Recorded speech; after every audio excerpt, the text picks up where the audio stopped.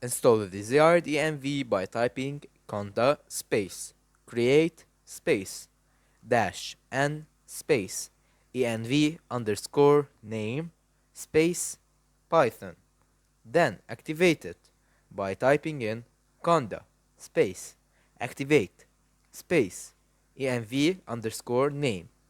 Then install IPY kernel by typing pip space install space IPY kernel.